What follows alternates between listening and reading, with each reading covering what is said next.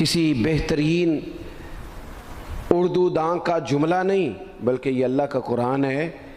فرمایا مشکل میں تم ہو تو گراں میرے محبوب پہ گزرتا ہے۔ حضور تو جلدی کرتے ہیں تمہاری بھلائی چاہنے میں، کیوں؟ رشتہ بڑا گہرا ہے۔ النبی اولیٰ بالمؤمنین من انفسہم، فرمایا یہ وہ محبوب ہیں جو تمہاری جانوں سے بھی تمہارے زیادہ قریب ہیں۔ رسول کائنات صلی اللہ تعالیٰ علیہ وآلہ وسلم امت کے حق میں نرم دل رکھتے، نرم۔ لوگ سمجھتے ہیں شاید کسی کا بھلا یہ ہوتا ہے اس کو 4 پیسے دے دیے جائیں، شاید اس کا بھلا یہ ہے کہ اسے نوکری پہ لگوا دیا جائے، شاید بھلا یہ ہے کہ اس شخص کو اگر کسی وہ مشکل میں آ گیا ہے تھانے کچہری کے معاملے میں تو وہاں اس کو سہولت دلا دی جائے، آسانی کر دی جائے، کسی کو مضبوط کر دیا جائے، تو یہ اس کے ساتھ بھلائی ہے۔ میرے رسول پاک صلی اللہ تعالیٰ علیہ وسلم نے بتایا کہ میں نہ مکارم اخلاق کی تکمیل کے لیے آیا ہوں، میں تمہارا وہ نفع کرنے آیا ہوں کہ تمہارا دل ساری جگہوں سے ہٹا کے رب رسول کی طرف مائل کرنا ہے، تمہاری طبیعتوں کے اندر جو سختی ہے اسے نرمی میں بدلنا ہے، تمہارے مزاجوں کے اندر جو بے لگام خواہشات ہیں انہیں شریعت اسلامیہ کی پابندی کی لگام دینی ہے۔ حضور سید عالم علیہ السلام نے لوگوں کی اصلاح کا جو دیکھیں نا، اگر کسی گھر میں بگڑے بچے سنور جائے نا تو روٹی تھوڑی بھی ہو تو گزارا ہو جاتا ہے، اگر گھر والے اخلاقاً اتنے اعلیٰ ہوں، ایک دوسرے سے پیار کرتے ہوں تو تھوڑے پیسوں پر بھی وقت گزر جاتا ہے۔ رسول پاک کا دل دھڑکتا تھا، کس لیے؟ صرف اس لیے نہیں کہ لوگوں کو نوکریاں مل جائیں، مال مل جائے، لوگ جو ہیں ان کے گھر کشادہ ہو جائیں، بلکہ حضور کا دل دھڑکتا تھا کہ لوگ دوزخ سے بچ جائیں، جنت کی طرف ان کا سفر ہو جائے، ان کے دلوں سے حسد کو، تکبر کو، غرور کو، انا کو، خود پسندی کو، عجب کو نکال دیا جائے۔ یتلو علیکم آیاتنا ویزکیکم، ان کا تزکیہ کر دیا جائے، دل صاف کر دیے جائیں۔ رسول پاک صلی اللہ علیہ وسلم احساس کے ساتھ جاتے ہیں۔ ہمارے ہاں نا تبلیغ ہوتی ہے لیکن اس میں درد نہیں ہوتا، اللہ ماشاءاللہ اچھے لوگوں کی بات نہیں کرتا۔ لو میرے جیسے آدمی نے تقریر کرنی ہے، گھنٹہ گزارنا ہی ہے، تو پھر بعض اوقات نفس کی خواہشیں غالب ہوتی ہیں تو وہ اصلاح سے زیادہ شوق داد لینے کا غالب آ جاتا ہے۔ وہ آپ کو پتہ ہے نا، وہ ہمارے ہاں پھر وہ نقیب محفل بیچارہ کبھی بھاگ کے ادھر چلا جاتا ہے، کبھی بھاگ کے ادھر آتا ہے، کہتا ہے میں نے جملہ دینا ہے۔ اب وہ ایسے لگتا ہے جملہ نہیں دینے لگا، کوئی ایٹم بم دینے لگا ہے، جس میں اتنی اسے پریشانی، ایک جملہ کہنے لگا، سنبھال کے رکھنا، ضائع نہ کرنا، یہ نہ کرنا۔ وہ تو جملہ رہنے دے، تو آیت دے ہمیں کوئی قرآن پاک کی، تو ہمیں کوئی حدیث پاک سنا، تو اس حدیثی بات کر، یہ تو مطلب۔ اور پھر وہ داد کا اتنا شوق کہ جب تک سارے ہاتھ نہ کڑھیں، جب تک شمال جنوب والے نہ بول پڑیں تب تک بات نہیں ہوگی۔ یہ کیسی بات ہوئی؟ اصلاح کے اندر تو آپ کا درد آپ کی زبان سے زیادہ اثر رکھتا ہے۔ اقبال کہنے لگے کہ بات جو دل سے نکلتی ہے اثر رکھتی ہے، پر تو نہیں، پر طاقت پرواز مگر رکھتی ہے۔ وہ تو اڑتی ہے، وہ تو اس کی تو پذیرائی ہوتی ہے، اگر بات دل سے نکل رہی ہے تو۔ عزیز بھائی یاد رکھیے گا، حضور سید عالم علیہ السلام درد دل کے ساتھ دعوت دیتے لوگوں۔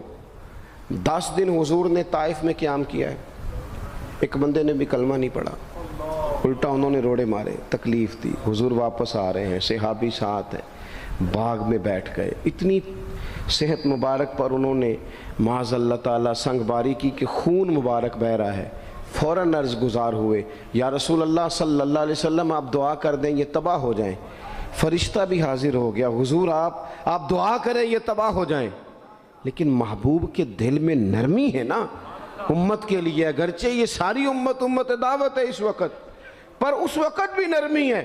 محبوب کریم علیہ السلام نے ہاتھ اٹھائے، صحابی کہتے ہیں میرے دل میں خیال آیا اب یہ تباہ ہو ہی، میری طرف دیکھیں جی، اب یہ تباہ ہو ہی جائیں گے، اب کوئی نہیں بچا سکتا انہیں تباہ ہونے سے۔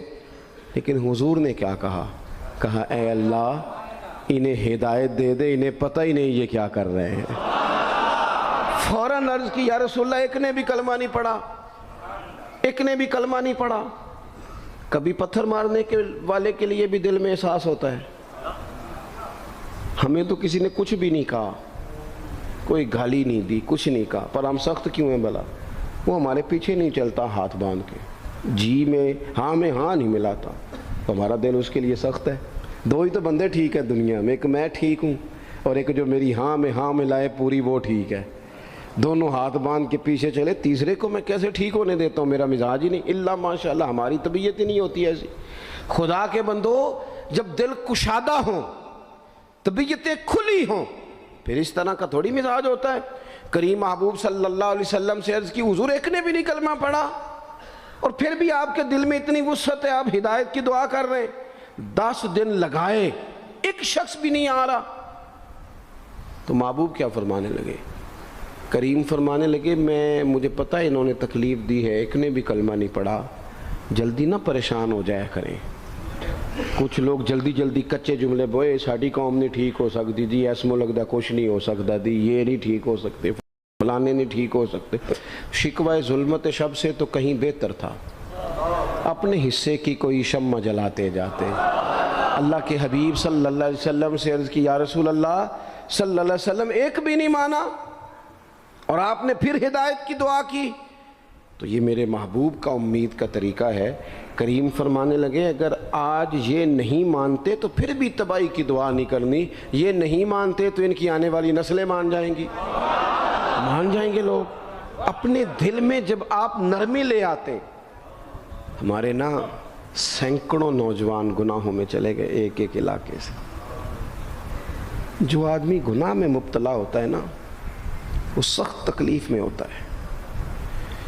انسان کو جو چیز سب سے زیادہ ستاتی ہے وہ اس کی اپنی غلطیاں ہوتی ہیں۔ حدیث میں فرمایا، ما حاک فی صدرک، کھٹکتا ہے سینے میں، چبھتا ہے گناہ، یہ تکلیف دہ معاملہ ہوتا ہے، تڑپتے ہیں لوگ، سسکتے ہیں۔ لیکن روایتی انداز سارا جب ہماری مجالس اور محفل میں ہو جاتا ہے، کوئی نہیں وقت دینے والا، پیار کرنے والا، تھپکی دینے والا، بازو تھام، کوئی نہیں۔ ایک تقریر وہ ہے جو میں آپ سے کرتا ہوں، بس ٹھیک ہے گھنٹہ گزارنا ہے، تو وہ بھی کئی میری طرح کے لوگ ہیں جو جمعرات کو فیصلہ کرتے ہیں سویرے کیا بیان کرنا ہے۔ حالانکہ میری طرح کے جو چھوٹے ہیں وہ ہفتے سے ہی تیاری شروع کر لیتے ہیں تاکہ کچھ غور فکر کر کے قوم کے سامنے رکھا جائے، ضروری۔ اب ایک تقریر میں آپ سے کرتا ہوں، سمجھانے کے لیے عرض کرتا ہوں، ایک تقریر ایسی ہے جو خطیب صاحب آپ سے کرتے ہیں، اور خدا نہ خواستہ اللہ تعالیٰ معاف کرے، صرف سمجھانے کے لیے، اگر ان کو پتہ چل جائے کہ ان کا بیٹا کسی غلطی میں مبتلا ہو گیا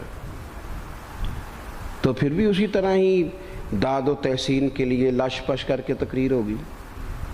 نہیں، پھر یہ انداز نہیں ہوتا۔ پھر تو بچہ کو سامنے بٹھا کے باپ اپنی پگڑی اس کے پیروں میں رکھتا ہے، پھر تو ماں دوپٹہ پیروں میں رکھتی ہے، کہتی پتر میری کمائی نہ اجاڑ دینا، اور نہ پتہ چلا تو سگریٹ پینے لگ گیا، خدا خیر کرے، تیری مہربانی۔ سوتا نہیں، اس کا چہرہ پریشان ہے۔ اب بات آئی ہے نا، اب یہ وقت آیا تبلیغ کا، اصلاح کا۔ اسے منت کر کے سمجھایا، اس کو گزارش کی، اس نے کہا ابا جی غلطی ہو گئی تھی، آئندہ نہیں کرتا، پوری اس نے تسلی دی، پھر بھی نہیں سوتا۔ بچہ تو وعدہ کر کے چلا گیا، پھر بھی نہیں سویا، وہ اپنے کمرے میں چلا گیا اور اس نے مصلی بچھا لیا۔ کہا یا اللہ یہ میری عمر کی کمائی ہے، مالک اسے ہدایت دے دے۔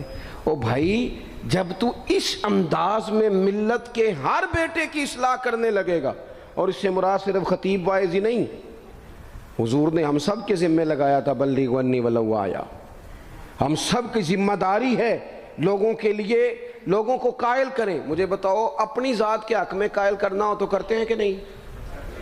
ہوتا ہے نماز کی دعوت ہم کیسے دیتے ہیں؟ ہم کہتے ہیں پڑھ لیے کر نماز، اتنے پیسے کہاں لے کے جائے گا، یہی دعوت ہوتی ہے نا۔ وہ کہتا ہے تو نے اپنی قبر میں جانا اور میں نے، یہ تو ہے ہمارا دین کے حق میں۔ وہ محفل میں آنا اگر ٹائم ملا تو ٹھیک، یہ ہے دین کے حق میں۔ اور جب اپنی باری آئے، کسی سے 50,000 روپے چاہیے تھے، فون کیا اس کو، ملنا تھا، وہ کہتا حکم کریں، کہتے نہیں ٹیلی فون والی بات نہیں، کہتے میں تو 2 بجے ملوں گا، تو 2:30 بجے مل، پر میں مل کے کرنی ہے۔ پھر جاتے ہی اس سے 50,000 مانگا نہیں، پہلے منت کی، دکھ سنایا، پھر اسے ثابت کرایا کہ تیرے علاوہ دینا بھی کسی نے نہیں، سارے غلط بندے ہیں، تو ٹھیک ہے معاذ اللہ۔ پھر اس کو یہ بھی ثابت کرایا وقت پہ واپس کر دوں گا۔ اتنی ساری گزارش کر کے رو دھو کے جب وہ پورا قائل ہو گیا تو آخر میں کہا مجھے 50,000۔ صحیح کہہ رہا ہوں؟ ہاں نہ تو کرو نا، چلو ہلکا سا ایسے ایسے تو کرو نا، ہوتا ہے کہ نہیں ایسے؟ او بھائی اپنے حق میں قائل کرنا تھا تو تجھے سارا طریقہ آتا تھا، اور رب رسول کے حق میں قائل کرنے کا تجھے طریقہ ہی نہیں آتا، تجھے پتہ ہی کوئی نہیں کہ کیسے قائل کرنا ہے۔ اپنے لیے تو نے قائل مائل کرنا تھا، سارا پتہ تھا، سب خبر تھی کیسے منانا ہے، اور کسی کو مسجد کے لیے منانا تھا تو کہتا ہے جی میری کو مانتے ہی نہیں، میری کون سنتا ہے۔ آپ جب تک اس درد سے، زازان نام کا ایک گویہ تھا بغداد میں، گاتا تھا، آواز بڑی سریلی تھی، بڑے لوگ اس کے گرد جمع ہو جاتے۔ حضرت عبداللہ ابن مسعود رضی اللہ تعالیٰ عنہ، حضرت عبداللہ ابن مسعود، یہ وہ خوبصورت ہستی ہیں کہ محبوب نے فرمایا ان سے قرآن سیکھا کرو، یہ اسی طرح پڑھتے ہیں جس طرح میرے اوپر نازل ہوا تھا۔ حضرت عبداللہ ابن مسعود رضی اللہ تعالیٰ عنہ صحابہ میں مفتی، صحابہ میں قاری، بڑے آدمی۔ حضرت عبداللہ ابن مسعود ایک دن گزر رہے تھے کسی مقام سے جہاں بھی وہ رہتا تھا، تو وہاں اللہ معاف فرمائے گانے بجانے کی مجلس سجی ہوئی تھی، وہ گا رہا تھا، آپ گزرے تو کانوں میں ہلکی سی آواز گئی۔ قریب ایک شخص سے پوچھا یہ کون ہے، کس کی آواز ہے؟ کہا حضرت یہ زازان نام کا ایک گویہ ہے۔ وہیں کھڑے کھڑے درد سے کہنے لگے کتنی سونی آواز ہے، کاش یہ قرآن پاک کی تلاوت کرتا، اتنی خوبصورت آواز ہے، کوئی تو ہونا جو اس درد سے بات کرے، کاش یہ قرآن پاک پڑھتا۔ اور پھر دعا مانگتے آگے تشریف لے گئے۔ وہ جوان تھا، فارغ ہو کے باہر نکلا، لوگوں کا رش تھا، ایک شخص نے اسے روکے، کہا زازان ادھر آ، پتہ آج کیا ہوا؟ کہا جناب کیا؟ کہنے لگے جانتے ہو حضرت عبداللہ ابن مسعود کو؟ کہا جانتے ہیں۔ فرمایا وہ صحابی رسول صلی اللہ علیہ وسلم آج گزرے، تیری آواز ان کی سماعتوں سے ٹکرائی تو فرمانے لگے کاش یہ قرآن پاک پڑھتا۔ کہنے لگا صحیح بتاؤ انہوں نے میرا نام لیا ہے؟ صحیح بتاؤ میرے لیے کہا انہوں نے؟ میرے جیسے شخص کے لیے؟ میں سوچ بھی نہیں سکتا، میں کہاں وہ کہاں، میرا نام لیا ہے؟ کہاں؟ تھوڑی دیر رکا، چند لمحوں پتہ نہیں سوچے کہاں کہاں کا سفر کر کے آئیں، وہ ساری سوچیں درد بن کے آنسو بنی، اور پھر آنسو داڑھی پہ ٹپکے چہرے پہ آئے۔ پھر لوگوں سے پوچھنے لگا گھر کا پتہ بتاؤ گے؟ کہا وہ فلاں جگہ پہ موجود ہیں۔ دوڑا گیا، دروازے پہ دستک دی، حضرت عبداللہ ابن مسعود آئے، کہا کون ہو بیٹا؟ کہنے لگے حضور میں وہی ہوں جس کے بارے میں آپ نے کہا تھا کاش یہ قرآن پڑھتا، میں آ گیا ہوں، پڑھا دے مجھے قرآن پاک، پڑھا دے۔ کوئی بیٹھا ہوا مجھے دور دعا دیتا ہے، میں ڈوبتا ہوں پر سمندر اچھال دیتا ہے۔ کسی سے تو آپ پیغام حق کہیں، کسی کو تو دعوت خیر دیں، یہ سب سے بڑا بھلا ہے۔ اگر کسی بد اخلاق کو با اخلاق کر دو گے نا، اس کی بیوی سکون میں آ جائے گی، اس کی ماں آرام سے سونے لگے گی، اس کا باپ کہے گا وہ حد ہو گئی، میرا پتر ٹھیک ہو گیا ہے، تمیز سے بات کرنے لگا ہے۔ بچے پریشان ہوتے ہیں، بچے، میں بیٹھا تھا کھانا کھا رہا تھا گھر میں، تو میرے گھر والے کہنے لگے مدرسے کا کوئی بچہ باہر ہے بڑا سخت رو رہا ہے۔ میں نے کہا بلاؤ، کسی استاد نے ڈانٹ دیا ہوگا، تو بچہ میرے پاس ہے تو اس کا وجود کانپ رہا تھا۔ میں نے کہا پتر کیا ہوا؟ کہنے لگا پیر صاحب وہ میری امی تے ابو کار فیر پہ لڑ دینے، کرو فون آیا ہے۔ تو میں نے کہا بیٹا پریشانی کی کیا بات ہے؟ کہنے لگے بڑی سخت لڑائی ہوتی ہے، میرے والد میری اماں کو مارتے ہیں، پھر ہم سارے بہن بھائی نا چار پنجوں کے نیچے چھپتے ہیں، تو وہ دور ہے، اس وقت تو 1.5 گھنٹے کا فاصلہ ہے، دور ہے میرا گھر، پر پتہ نہیں ہمارے گھر کیا ہو جائے گا۔ پیر صاحب آپ دعا مانگے نا، آپ دعا کریں نا، اس بچے کی کیفیت اور اس کے اوپر چھائی ہوئی آزمائش اور اس کے طبیعت میں میں اسے دیکھ کے میرے آنسو نکل گئے۔ کچھ دنوں کے بعد میں نے اس کے باپ کو بلایا، میں نے کہا خدا کے بندے، تیری انا اور تیری بیوی کی انا اتنی سخت ٹکراتی ہے کہ تیری اولاد پیس کے رہ گئی، کاش تو رسول اللہ کی اس صفت سے آگاہ ہوتا کہ خدا کے بندوں کو معاف کر دو، اللہ تمہیں معاف فرما دے گا۔ کاش تمہارے اندر وہ کیفیات ہوتی۔ تمہارے بچے میلوں دور رہ کے بھی تڑپتے ہیں کہ جانے گھر میں، کیوں؟ اس لیے کہ گنجائش نہیں دلوں میں، کوئی اخلاقی تعلیم نہیں۔ ہم نے اپنے گھروں کو خود اپنے ہاتھوں سے اتنا آزمائش کا گھڑا بنا لیا ہے، لڑائیاں، جھگڑے، مصیبتیں۔ کیوں؟ کہ پیسوں کی تو تبلیغ روز ہوتی ہے کہ کمانے چاہیے، مال کی تبلیغ تو روز ہوتی ہے، درد نہیں بٹتا، اخلاق کی بات نہیں ہوتی۔ اور سجنوں، ہمارا غریب گھر تھا، پر میرے ابا جی جب گندم کا سیزن ختم ہوتا گھر میں لے کے آتے تو ہمارے گھر کے سین میں کھڑے ہو کے فرماتے، لو پتر کسے دا گھر وال نہیں تکنا، میں دانے پاتے نے پھڑو لیتے تھے تو اڈی ماں نے اچار پا دیتا ہے، اب پرواہ نہیں۔ اس سادگی کے ساتھ، اس آسانی کے ساتھ گزارا ہوتا تھا۔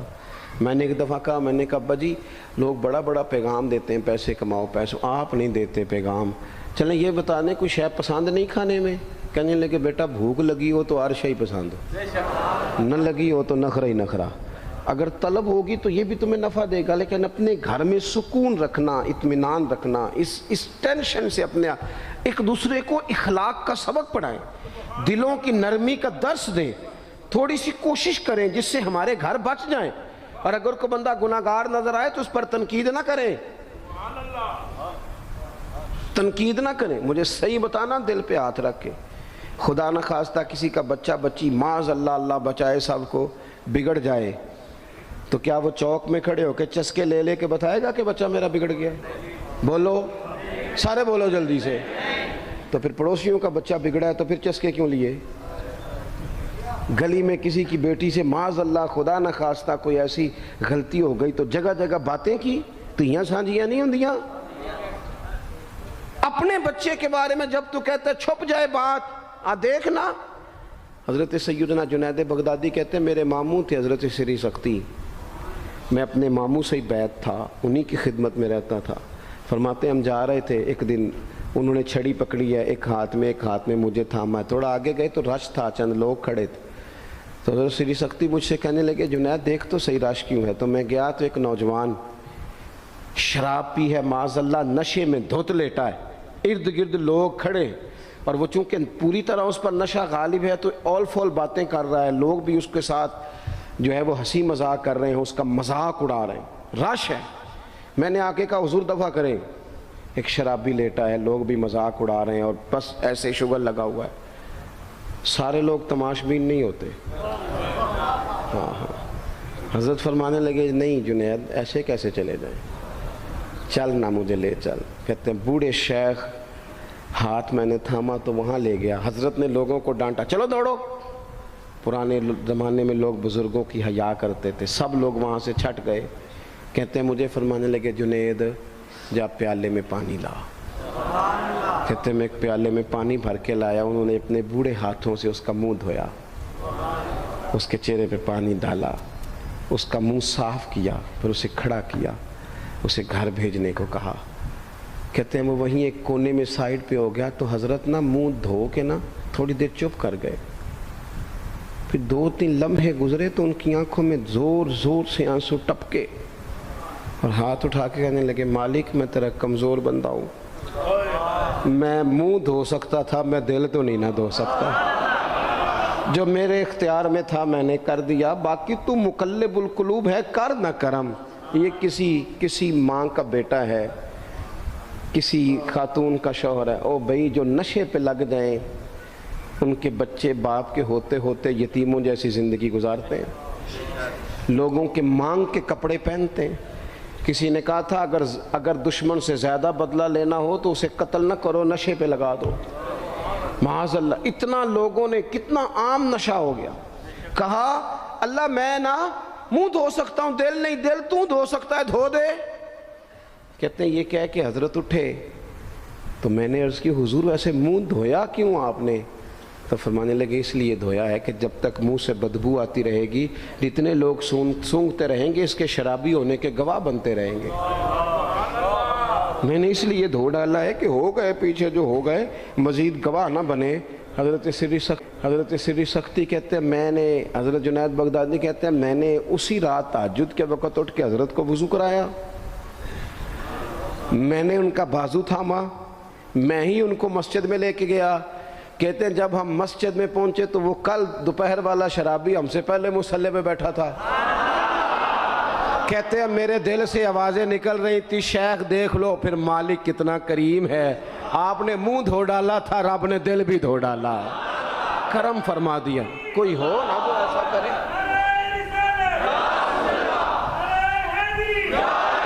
آؤ نا سنگیوں ملیں، ایک دوسرے کا منہ تو دھونا شروع کرے نا، آؤ نا ایک دوسرے کو یہاں تک وضو کا پانی تو فراہم کرے نا، کچھ تو خیر تقسیم کرے۔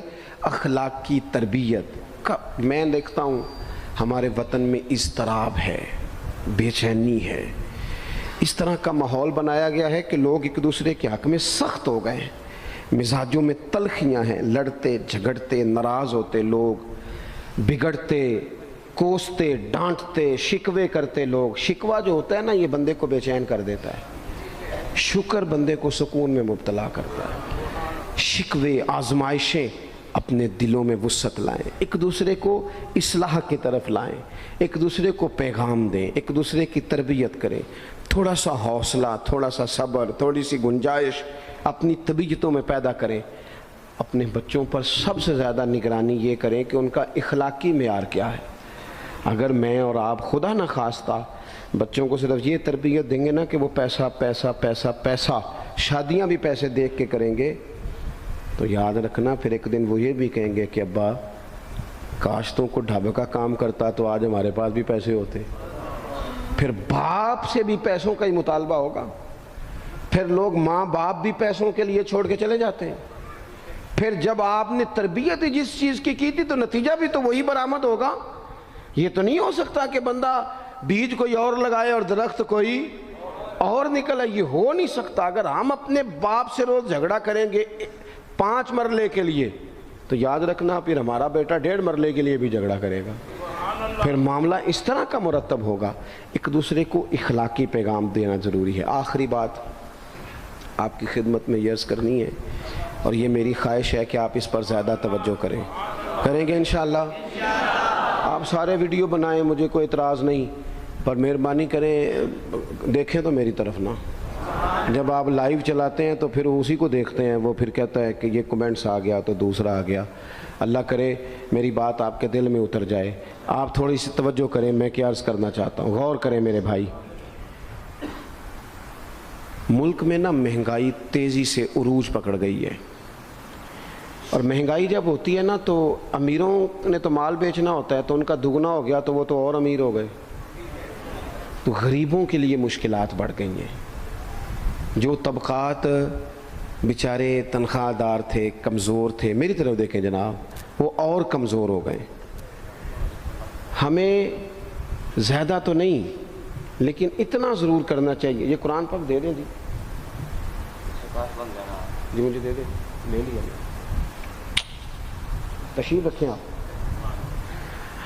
عزیز بھائی تھوڑا سا نا، زیادہ نہیں، 3 لوگ مل کے ایک غریب آدمی کا خیال تو رکھ ہی سکتے ہیں نا، لیکن غریبوں سے بھی عرض کروں گا سہارا بندوں کو نہیں بنایا کرتے، سہارا رب رسول کو بنایا کرتے۔